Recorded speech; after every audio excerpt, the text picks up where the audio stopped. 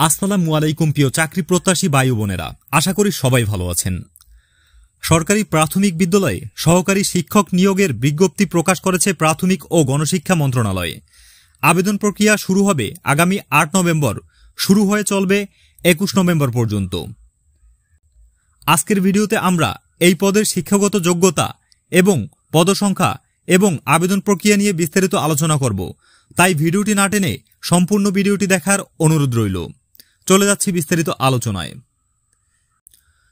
পদের নাম সহকারী শিক্ষক। বেতন গ্রেড, বেতন স্কেল টাকা ১১,০০০ থেকে ২৬,৫৯০ টাকা, গ্রেড ১৩, জাতীয় বেতন স্কেল ২০১৫ অনুযায়ী।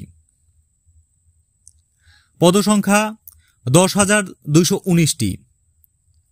বয়সসীমা ৩০ নভেম্বর ২০২৫ তারিখে প্রার্থীর ন্যূনতম ও সর্বোচ্চ বয়স হবে যথাক্রমে ২১ থেকে ৩২ বছর।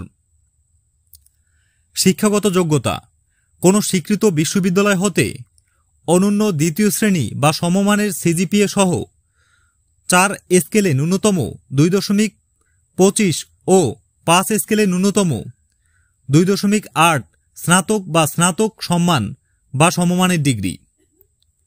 শিক্ষাজীবনে কোনো স্তরে তৃতীয় বিভাগ অথবা সমমানের জিপিএ অথবা তৃতীয় শ্রেণী অথবা সমমানের সিজিপিএ গ্রহণযোগ্য হবে না।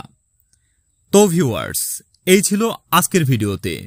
দেখা হবে পরবর্তী ভিডিওতে। ততক্ষণ পর্যন্ত ভালো থাকুন, সুস্থ থাকুন। আল্লাহ হাফেজ।